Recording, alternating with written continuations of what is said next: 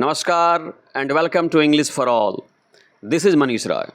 आज हम लेकर के आए हैं सीबीएसई के बच्चों के लिए क्लास 8 से चैप्टर नंबर 7, जिसका नाम है ए विजिट टू कैम्ब्रिज। जी, कैम्ब्रिज की एक यात्रा। बच्चों, यह जो स्टोरी है ना, यह दो लीजेंड्स की मुलाकात की कहानी है। जी, दो लीजेंड्स, एक हैं स्टीफन हॉकिंग और दूसरे है फिरदौस कांगा। और ये दोनों बच्चों दिव्यांग हैं, दोनों निःशक्त हैं और दोनों व्हील चेयर पे ही बैठे रहते हैं। दोनों की बॉडी जो होती है ना, वो ढंग से काम नहीं करती है। तो आधे घंटे की यह मुलाकात होती है।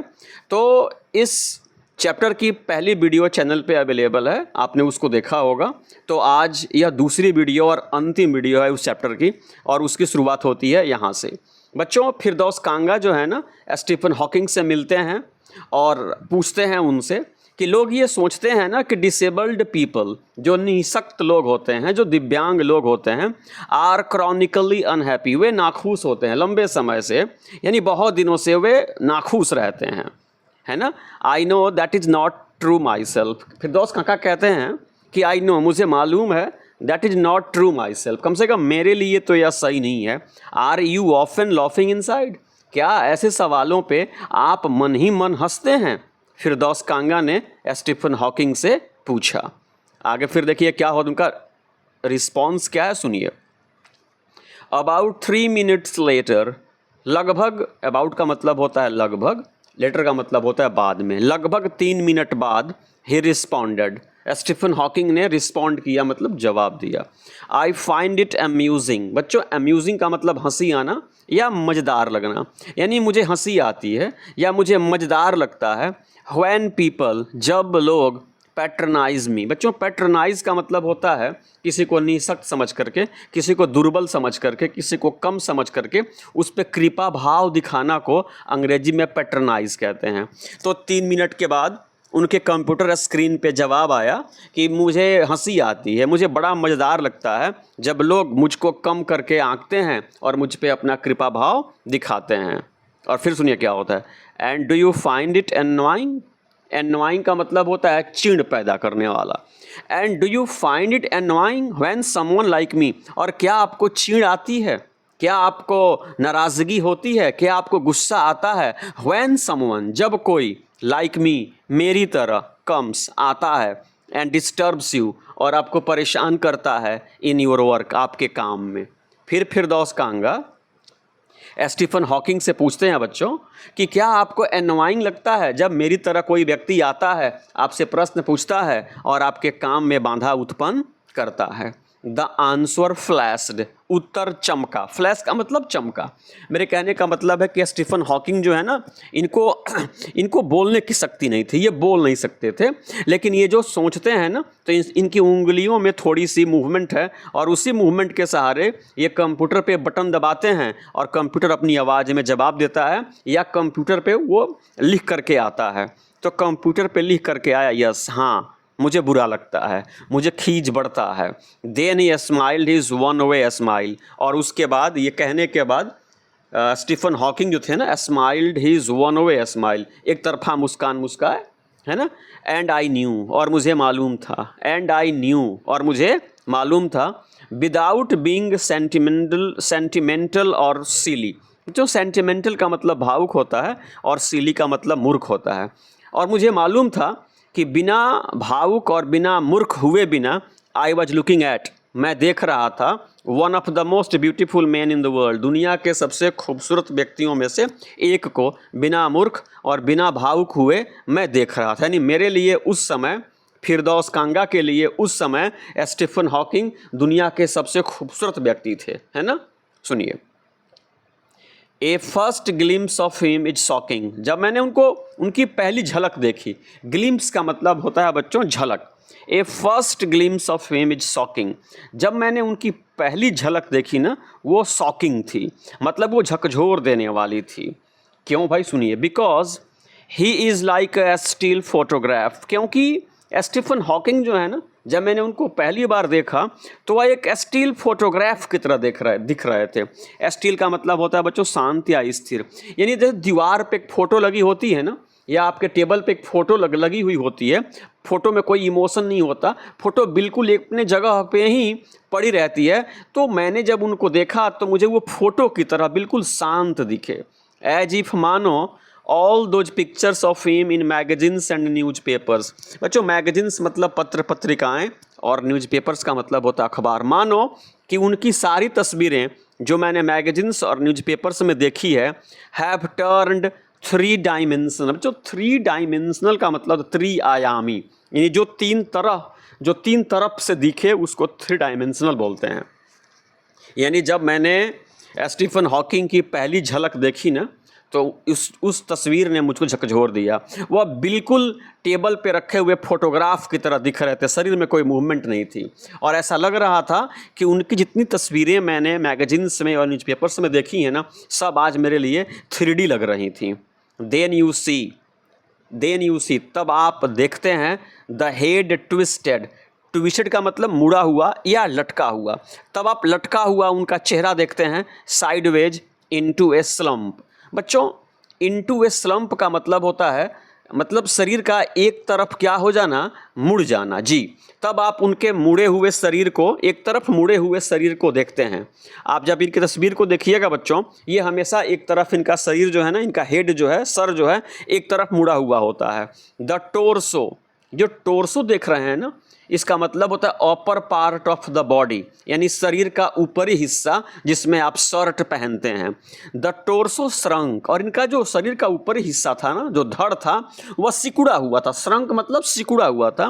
Inside the blue pale shirt, यानी हल्के रंग की नीली कमीज में इनका जो शरीर था ना बिल्कुल सिकुड़ा हुआ था और इनका सर एक तरफ लटका हुआ था। देखिए बच्चों, ये जो स्टीफन हॉकिंग है ना, हमेशा व्हील चेयर पे बैठे रहते हैं, शरीर में कोई मूवमेंट नहीं है बच्चों, ये बोल नहीं सकते, लेकिन आपकी बातों को ये सुनते हैं और सुन करके कंप्यूटर पे टाइप करते हैं और वहीं पे एक सिंथेसाइजर मशीन होती है जो उनके बदले बोलती है।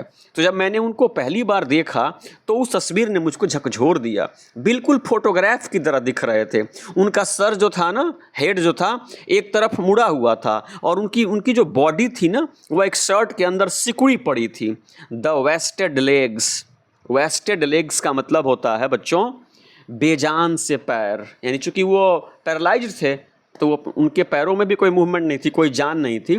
द वेस्टेड लेग्स, मैंने उनके बेजान पैरों को देखा। You look at his eyes which can speak, आप उनकी आँखों को देखते हैं। You look at his eyes, आप स्टीफन हॉकिंग की आँखों को देखते हैं। विच कैन स्पीक, जो बोल सकती हैं स्टिल, फिर भी। And they are saying something huge and urgent, यानी आप उनकी आँखों को देखते हैं तो लगता है कि उनकी आँखें बोल सकती हैं। एंड दे आर सेइंग, और उनकी आँखें कुछ कह रही हैं। समथिंग ह्यूज एंड अर्जेंट, कुछ ह्यूज का मतलब बड़ा और अर्जेंट का मतलब होता है आवश्यक, यानी उनकी आँखें कोई बड़ी और आवश्यक बात कह रही हैं, ऐसा लग रहा है। It is hard to tell you what, यह बड़ा ही कठिन है कि उनकी आँखें क्या कह रही हैं यह समझना, क्योंकि मुंह से तो कुछ बोल नहीं सकते। बट यू आर सेकंड, लेकिन आप हिल जाते हैं। यू आर सेकंड, आप क्या होते हैं, हिल जाते हैं। Because you have been something, because you have seen something, क्योंकि आज आपने कुछ ऐसा देखा है you never thought could be seen, जिसको अपने सपने में भी नहीं सोचा था कि ऐसा कुछ देखने को मिलेगा, वैसा आप यहाँ पे देखे हैं और इसलिए आप अंदर से हिल जाते हैं कि भाई यह कैसे अपने जीवन को जी रहे हैं और ये कैसे इतने बड़े साइंटिस्ट बन गए हैं जिनका शरीर बिल्कुल हिल डुल तक भी नहीं रहा है, जिनको बोलने की शक्ति नहीं है, जिनको चलने की शक्ति नहीं है, जो एक व्हील चेयर पे हैं, आगे कंप्यूटर रखा हुआ है, उसी पे ये टाइप करते हैं और वहीं इनके लिए बोल रहा है। आप ये सब देख करके बिल्कुल हिल जाते हैं। बिफोर यू, आपके सामने। लाइक अ लैंटर्न, बच्चों लैंटर्न का मतलब लालटेन होता है जो आप अपने घरों में जलाते हैं। बच्चों हम लोग भी लालटेन जला करके ही शाम को अपने घरों पे पढ़ते थे, अब तो खैर बिजली रहती है। तो लिखा है before you like a lantern, यानी आपके सामने like a like a lantern, एक लालटेन की तरह। हुज वॉल्स आर वॉर्न, जिसकी दीवारें जो है ना लालटेन की, वॉर्न इतनी पतली हो गई हैं, सो थीन, इतनी पतली हो गई हैं कि यू ग्लिम्स, आप देखते हैं ओनली द लाइट इनसाइड, आप केवल अंदर की रोशनी ही देखते हैं। जब मैं उनको देख रहा था तो मैं उनके शरीर को नहीं देख रहा था, मैं उनके अंदर की रोशनी को देख रहा था, मैं उनके अंदर के ज्ञान को देख रहा था, मैं उनके अंदर के हौसले को देख रहा था। कि जैसे आपके घर में एक लालटेन है ना बच्चों, और लालटेन में जो चारों तरफ शीशा लगा हुआ होता है ना, जब लालटेन जलता है तो शीशा नहीं दिखता, केवल रोशनी दिखती है। उसी प्रकार से मैं भी उनको देखे जा रहा था। It is the incandescence of a man, यही तो मनुष्य की अंतरात्मा है। जैसे लालटेन के अंदर जो लाइट जलती है ना, तब लालटेन नहीं दिखता, केवल वो रोशनी दिखती है। उसी प्रकार से मनुष्य की अंतरात्मा होती है। जब ऐसे लोगों से मिलते हैं ना, तो आप उनके बाहरी आवरण को नहीं देखते, आप उनके अंदर की अंतरात्मा को देखते हैं। तो वहीं जो लाइट लैंटर्न के अंदर जलती है ना, वही मनुष्य की क्या है, अंतरात्मा है। द बॉडी ऑलमोस्ट इररिलेवेंट, जब आप ऐसे लोगों से मिलते हैं, ऐसे दिव्य लोगों से मिलते हैं, जब आपको अंतरात्मा का दर्शन हो जाता है ना, द बॉडी ऑलमोस्ट इररिलेवेंट, तब जो बॉडी होती है, तब जो शरीर होता है ना, ऑलमोस्ट का मतलब करीब करीब, इररिलेवेंट का मतलब अप्रासंगिक बन जाता है। Exist only like a case made of shadows, the body exists, तब शरीर जो होता है ना, वो एग्जिस्ट करता है, माने अस्तित्व में आता है या दिखता है। Only like a case made of shadows, केवल परछाई मात्र की तरह दिखता है। शरीर जो है, जब आप किसी के अंतरात्मा को देख लेते हैं ना, तो शरीर केवल परछाई की तरह दिखता है। So that I no believer in eternal souls, ये कह रहे हैं कि मैं इटर्नल सोल्स में विश्वास नहीं करता, यानी मैं ये नहीं मानता कि जो सोल्स है, जो आत्मा है ना, ये अमर है। फिरदौस कांगा कह रहे हैं मैं ये नहीं मानता कि आत्मा क्या होती है, अमर होती है। सो दैट आई नो, इसलिए मैं जानता हूँ, that this is what each of us is, इसलिए मैं जानता हूँ कि हम सब भी ऐसे ही हैं। हम सब की जो अंतरात्मा है ना, वो मैटर करती है, बॉडी मैटर नहीं करता। एवरीथिंग एल्स एन एसेसरी, बच्चों एसेसरी का अर्थ होता है एक्स्ट्रा, यानी जो किसी चीज़ को सुशोभित करने के लिए अतिरिक्त चीज़ों की आवश्यकता पड़ती है, उसको एसेसरी कहते हैं। तो ये कहते हैं कि हम सबके अंदर अंतरात्मा है, और मैं अंतरात्मा को ही देखता हूँ। बाकी जो चीज़ें हैं ना, हाथ मुंह नाक कान आँख कपड़े जूते जो है ना, ये सब क्या है, एसेसरी हैं, सब एक्स्ट्रा है। इसके बगैर भी मनुष्य का जीवन चल सकता है, जैसे स्टीफन हॉकिंग का जीवन चल रहा था। आगे कांगा क्या कहते हैं, सुनिए। What do you think is the best thing about being disabled, I had asked him earlier. Earlier का मतलब होता है थोड़ा पहले, यानी पहले मैं मतलब फिरदौस कांगा स्टीफन हॉकिंग से पूछे थे कि what do you think is the best thing about being disabled, यानी निःशक्त होने में सबसे अच्छी चीज़ क्या है। ये पूछ रहे हैं कि निःशक्त होने में, दिव्यांग होने में सबसे अच्छी चीज़ क्या है। I don't think there is anything good about being disabled, जवाब आता है कंप्यूटर स्क्रीन पे कि I don't think there is anything good about being disabled, यानी दिव्यांग होने में मुझे नहीं लगता कि कुछ भी अच्छा है। स्टीफन हॉकिंग जवाब देते हैं, आई थिंक आई सेड, मैंने कहा, कांगा ने कहा कि मुझे लगता है कि यू डू डिस्कवर, यानी आप पता लगा पाते हैं, यू डू डिस्कवर, आप पता लगा पाते हैं how much kindness there in the world, इस दुनिया में कितनी कृपा भाव है। काइंडनेस का मतलब दयालुता, कितनी दया इस दुनिया में है, आप ये पता लगा पाते हैं। जब आप निःशक्त होते हैं तब आपको ये मालूम पड़ता है कि दुनिया में कितनी दया बची है। मैंने उनसे कहा, सुनिए। यस ही सेड, उन्होंने कहा कि हाँ, it was disadvantage of his voice synthesizer that it could convey no inflection, no shades or tone। एक बात समझिए बच्चों, जैसे जब आप बोलते हैं ना बच्चों, तो आपकी जो आवाज़ निकलती है ना, तो लहजे में कभी खुशी होती है, कभी गम होता है, आपके बोलने में कभी उतार चढ़ाव होता है, इसमें कई भाव छिपे हुए होते हैं। लेकिन जब उन्होंने कहा यस ही सेड, उन्होंने कहा हाँ हाँ हाँ, ये पता लग जाता है दिव्यांग होने में कि दुनिया में कितनी दया बची है। तो यह उनकी वॉइस का एक डिसएडवांटेज था। क्या था कि उनकी जो मशीन थी जिससे आवाज़ निकलती थी, उसको सिंथेसाइजर कहते हैं। तो जब वो बोलते थे ना बच्चों, तो कन्वे नो इन्फ्लेक्शन, इन्फ्लेक्शन का मतलब होता है आपकी आवाज़ का उतार चढ़ाव। तो आवाज़ में कोई उतार चढ़ाव नहीं होता था, नो शेड्स, कोई भाव नहीं होता था, और टोन, कोई लहजा नहीं होता था। यानी बच्चों जब मशीन बोलती है, जब कंप्यूटर बोलती है ना, तो उसकी आवाज़ में ना प्रेम होता है, ना कोई मिठास होता है, ना कोई भाव होता है, ना कोई सुख दुख, यानी कोई इमोशन उसमें नहीं होता। तो ये एक डिसएडवांटेज था उस कंप्यूटर की बोली में। And I could not tell, और मैं आपको बता नहीं सकता, हाउ इंथुजियास्टिकली, इंथुजियास्टिकली का मतलब होता है उत्सुकतापूर्वक, उत्साहपूर्वक, ही एग्रीड विथ मी, वह मेरे से सहमत हो गए। क्या कि मैंने उनसे कहा था कि जब आप दिव्यांग होते हैं तो तब आप ये पता लगा पाते हैं या आपको ये मालूम पड़ जाता है कि दुनिया में कितनी दया बची है। तो इस बात से मेरे वो सहमत थे। Every time I shifted in my chair, every time, her bar, I shifted in my chair, मैं अपने चेयर में थोड़ा सा शिफ्ट करता था, और turned my wrist to watch the time, wrist का मतलब होता है कलाई, टर्न का मतलब होता है मोड़ना, वॉच का मतलब होता है, यानी हर बार जब मैं अपने कुर्सियों में शिफ्ट होता था, थोड़ा सा हिलता डुलता था और अपने कलाई को समय देखने के लिए मोड़ता था, I wanted to make every one of our 30 minutes count, यानी 30 मिनट का अपॉइंटमेंट मुझे मिला था, मिलने के लिए 30 मिनट मिला था, तो मैं इस 30 मिनट का, make every one of our 30 minutes count, मैं इसके हर एक मिनट का सदुपयोग करना चाहता था, इसलिए बार बार मैं अपनी घड़ी को देखता था। I felt a huge relief, मुझे बहुत, ह्यूज का मतलब बड़ा, रिलीफ का मतलब राहत, मुझे बहुत राहत महसूस हुई। एंड एक्जिलरेशन, एक्जिलरेशन का मतलब रोमांच होता है, खुशी होती है, मुझे बहुत राहत का एहसास हुआ, मुझे बहुत खुशी भी हुई। In the possibilities of body, यानी जो पॉसिबिलिटी है, जो शरीर की जो संभावना है ना, इसको देख करके मुझे बड़ी राहत मिली और बड़ा रोमांच भी मिला कि कैसे उनकी शरीर में कोई मूवमेंट नहीं है लेकिन इतना कुछ सोच रहे हैं और सर आइजक न्यूटन के चेयर पे बैठे हुए हैं, तो अब उनके अपनी बॉडी की पॉसिबिलिटी पे बड़ा राहत महसूस हो रहा है। How little it mattered then that I would never walk or even stand, ये कह रहे हैं कि ऐसे व्यक्ति से मिल लेने के बाद, ऐसे व्यक्ति से मिल लेने के बाद, हाउ लिटिल इट मैटर्ड, कैसे यह बहुत कम महत्व का होता है, that I would never walk or even stand, कि मैं चल नहीं सकता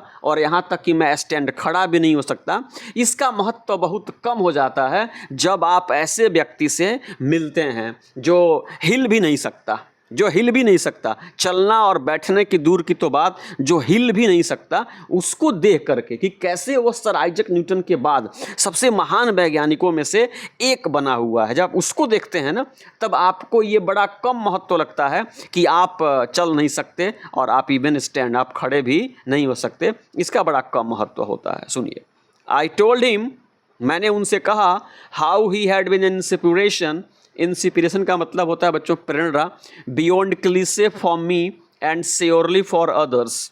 मैंने आई टोल्ड ही, मैंने उनसे कहा कि how he had been inspiration, कि कैसे ये प्रेरणा रहे हैं, प्रेरणा के स्रोत रहे हैं, beyond cliche for me, cliché जो होता है ना बच्चों, घिसी पिटी बात होती है जिसका कोई अर्थ नहीं होता है, तो कह रहे हैं फिरदौस कांगा कि मैंने उनको बताया कि how he had been an inspiration beyond cliche for me and surely for others, मैंने उनको बताया कि कैसे वे मेरे लिए और श्योरली, निश्चित रूप से दूसरों के लिए भी प्रेरणा के एक स्रोत रहे हैं।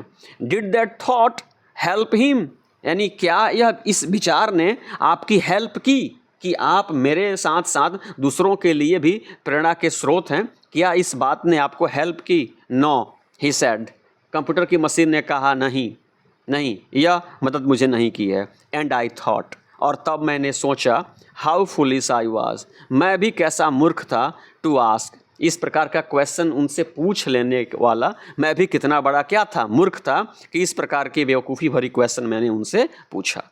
When your body is a claustrophobic room, claustrophobic room का मतलब होता है बच्चों, मतलब एक ऐसी जगह, एक ऐसी तंग जगह जिसमें रहने से इंसान को क्या लगता है, डर लगता है। तो कह रहे कि जब आपका शरीर, when your body is a claustrophobic room, जब आपकी बॉडी जो है ना, जब आपका शरीर जो है एक क्लैस्ट्रोफोबिक रूम बन जाता है। And the walls are growing narrower day by day, day by day मतलब दिन प्रतिदिन उसकी दीवारें जो है ना और पतली होती जाती हैं। रूम पहले से ही बहुत छोटा है जिससे आपको घुटन होती है और उसकी दीवारें दिन प्रतिदिन और करीब आती जा रही हो, तब क्या होगा सुनिए।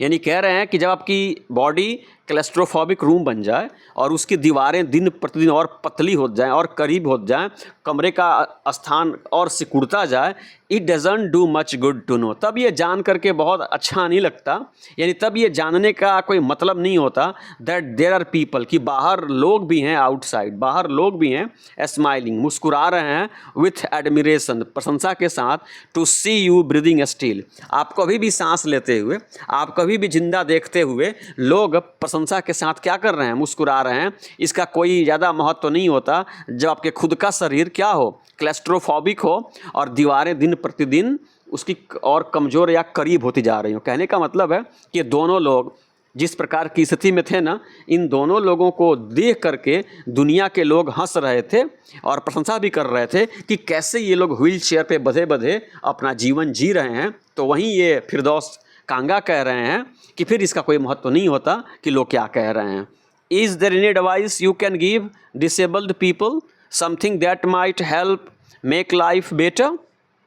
अंत में फिरदौस कांगा स्टीफन हॉकिंग से पूछते हैं कि इज़ देयर एनी एडवाइस, क्या कोई सलाह है, एडवाइस यू कैन गिव, जो आप दे सकते हैं डिसेबल्ड पीपल, निःशक्त लोगों को जो आप दे सकते हैं, something that might help make life better, जो उनके जीवन को बेहतर बना सके। क्या कोई सलाह है जो मेरे माध्यम से आप दिव्यांगजनों को देना चाहेंगे जिससे उनके जीवन में सुधार हो? They should concentrate on, concentrate on का मतलब होता है ध्यान देना जी। They should concentrate on what they are good at, यानी जिस कार्य को करने में निःशक्त अच्छे हैं उस कार्य पे उनको कंसंट्रेट ध्यान देना चाहिए। आई थिंक, मेरे हिसाब से, things like the disabled Olympics, Stephen Hawking कह रहे हैं कि मेरे हिसाब से जो डिसेबल्ड ओलंपिक्स होता है, जो निःशक्त जनों के लिए, दिव्यांग जनों के लिए जो ओलंपिक होता है, are a waste of time, वह समय की क्या है, बर्बादी है, यानी यह नहीं होना चाहिए। यानी दिव्यांग लोगों को वही कार्य करना चाहिए जिस कार्य को करने में वे अच्छे हैं, और मेरे हिसाब से निःशक्त लोगों का जो ओलंपिक होता है ना, वह समय की क्या है, बर्बादी है। I know what you mean, मुझे मालूम है, कांगा कह रहे हैं, सुनिए, I know what you mean, मुझे मालूम है कि आप क्या कहना चाहते हैं, आपके कहने का क्या मतलब है। आई रिमेंबर्ड द ईयर्स, कांगा कहते हैं कि मैं उन बरसों को याद करता हूँ। I had spent trying to play a Spanish guitar, जब मैंने एक स्पेनिश गिटार बजाने की कोशिश की थी। Considerably larger than I was, यानी मेरे से भी बड़ा एक गिटार था, स्पेनिश गिटार था, उसको मैंने बजाने की खूब कोशिश की। उन दिनों की मैं याद कर रहा हूँ जब स्पेनिश गिटार को बजाने की मैं कोशिश कर रहा था, जो मुझसे भी बड़ा था।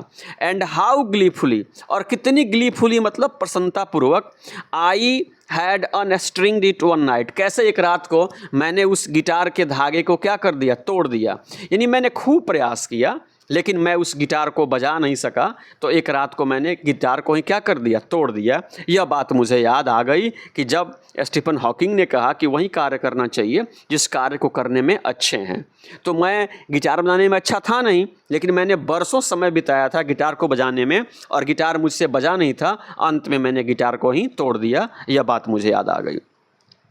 The half hour was up, आधा घंटा बीत गया, अप मतलब ख़त्म हो गया, आधा घंटा बीत गया। I think I have annoyed you enough, I said grinning, thank you for, मैंने उनसे कहा कि I have annoyed you enough, मैंने आपको बहुत परेशान किया है। आई सेड ग्रीनिंग, ग्रीनिंग का मतलब दांत दिखाते हुए, मुस्कुराते हुए मैंने उनसे कहा कि मैंने आपको बहुत परेशान किया, थैंक यू फॉर, इसके लिए आपका बहुत बहुत धन्यवाद कि आपने आधा घंटा मुझे समय दिया और आधे घंटे में मैंने आपको इतना परेशान किया। चूँकि वो बोलने में असमर्थ थे तो कंप्यूटर स्क्रीन पे टाइपिंग करते थे और फिर मशीन बोलती थी, इसलिए आपका बहुत बहुत धन्यवाद, फिरदौस कांगा ने उनसे कहा। स्टे, आई वेटेड, फिर कंप्यूटर पे आवाज़ आई, स्टे, रुको, आई वेटेड, मैंने इंतज़ार किया। हैव सम टी, कुछ चाय पी लो, कंप्यूटर की मशीन बोलती है हैव सम टी, कुछ चाय पियो। आई can show you the garden, मैं तुमको बगीचा दिखाता हूँ। उन्होंने कहा रुको, मैं रुक गया, चाय पी लो, और उसके बाद कंप्यूटर पे आवाज़ आई कि I can show you the garden, मैं आपको बगीचा दिखाता हूँ। The garden was as big as a park, वह बगीचा बच्चों एज बिग, उतना ही बड़ा था एज ए पार्क, पार्क के बराबर था, वो बहुत बड़ा बगीचा था स्टीफन हॉकिंग का। ये तस्वीर देख रहे हैं ना, ये फिरदौस कांगा हैं बच्चों। But Stephen Hawking covered every inch rumbling along in his motorised wheelchair, बच्चों इनका जो व्हील चेयर था ना उसमें मोटर लगा था, वो स्वचालित था, वो अपने मन चलता था। और रंबलिंग अलोंग का मतलब होता है घड़-घड़ की आवाज़ के साथ। यानी वो जो बगीचे में मुझे लेकर के गए वो पार्क के बराबर था। और स्टीफन हॉकिंग जो थे ना उसका एक एक इंच कवर किया, यानी पूरी उसकी चक्कर लगा दिए। अपने मोटराइज्ड व्हील चेयर पे बैठे हुए घड़घड़ाते हुए पूरे बाग का एक चक्कर लगा दिए। व्हाइल, जबकि I dodged to keep out of the way, और मैं यही कोशिश करता रहा कि डॉज करता रहा। डॉज मतलब बचने की कोशिश करता रहा कि मैं उनके राह में न आ जाऊं, मैं बचने की कोशिश करता रहा और वो पूरे बगीचे घूमते रहे।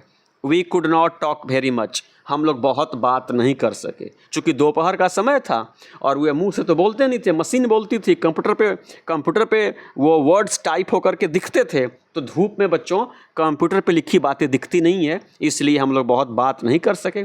The sun made him silent, सूर्य ने, धूप ने उनको शांत कर दिया था, चुप कर दिया था। The letters on his screen disappearing in the glare, glare का मतलब होता है चमक, धूप की चमक में जो कंप्यूटर पे जो बातें लिखी होती थी ना वह दिखती नहीं थी, इसलिए हम लोग ज़्यादा बात नहीं कर सके। An hour later, an hour later, 1 घंटे बाद, we were ready to leave, हम लोग जाने के लिए तैयार हो गए। फिर दोस्त कांगा कहते हैं I didn't know what to do, I did not know, मेरे समझ में नहीं आया था व्हाट टू डू, कि मैं क्या करूं। आई कुड नॉट किस हिम और क्राई, मैं उनको चूम भी नहीं सकता था, और क्राई, और मैं उनको देख करके रो भी नहीं सकता था।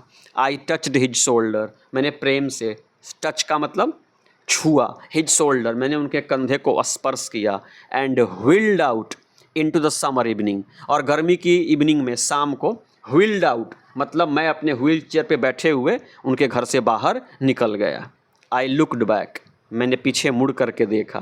एंड आई न्यू, और मुझे मालूम था, ही वॉज वेविंग, कि वे मुझे टाटा बाय बाय, वेव का मतलब हाथ हिला करके विदा करना, वे मुझे हाथ हिला करके विदा कर रहे हैं। दो ही वॉज नॉट, लेकिन ऐसा नहीं था। मतलब जब आप किसी को विदा करते हो तो बच्चे टाटा बाय बाय करते हैं ना, हाथ हिलाते हैं ना, तो मैंने भी लुक्ड बैक, मैंने भी पीछे मुड़ करके देखा, तो मैंने महसूस किया कि वो ऐसा कर रहे हैं, लेकिन सचमुच में ऐसा नहीं था, क्योंकि उनके हाथ में ज़्यादा मूवमेंट नहीं थी, वो अपने हाथों को उठा नहीं सकते थे। वॉचिंग हिम, उनको देखते हुए, an embodiment of my bravest self, बच्चों एम्बॉडीमेंट का मतलब होता है जीता जागता नमूना, यानी उनको देखने के बाद या उनको देखने के साथ ही मैं अपने आप को ब्रेवेस्ट समझने लगा था, यानी मैं अपने आप को दुनिया का सबसे बहादुर व्यक्ति समझने लगा था। The one I was moving towards, यानी वह व्यक्ति मैं अपने आप को समझ रहा था जिसकी तरफ मैं जा रहा था। मतलब एक निशक्त के रूप में मैं इनसे मिलने के लिए आया था, और इनसे मिलने के बाद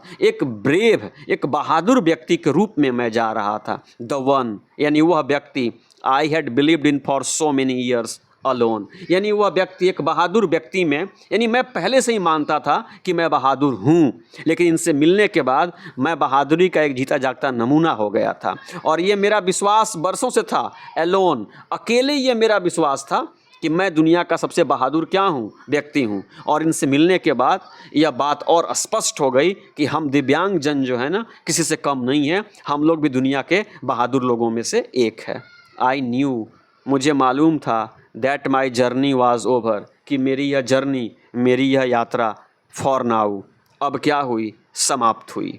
तो ये बच्चों स्टोरी है दो लीजेंड्स की मुलाकात की। जी, दो लीजेंड्स की मुलाकात, एक हैं स्टीफन हॉकिंग और दूसरे हैं फिरदौस कांगा। तो ये आधे घंटे की इनकी मुलाकात थी। इस मुलाकात के दौरान आपने बहुत बातें सुनी, और कैसे फिरदौस कांगा को अब लग रहा है कि मैं निशक्त नहीं हूँ, मैं भी दुनिया के बहादुर व्यक्तियों में से एक हूँ। इनको अब लग रहा है कि जैसे लालटेन जलती है ना बच्चों, तो केवल रोशनी दिखाई पड़ती है अंदर से, बाहर का कुछ दिखाई नहीं पड़ता। उसी प्रकार से जब आप स्टीफन हॉकिंग से मिल लेंगे ना, तो फिर आपको उनकी अंतरात्मा दिखेगी, बाहर का शरीर नहीं दिखेगा। और जब बाहर का शरीर नहीं दिखेगा ना, तो शरीर का कोई महत्व नहीं रह जाएगा, आपकी अंतरात्मा का ही महत्व रह जाएगा। ये सब जानकारी हमें वर्ग 7 में वर्ग 8 की चैप्टर 7 से, जिसका नाम है ए विजिट टू कैम्ब्रिज, से प्राप्त होती है।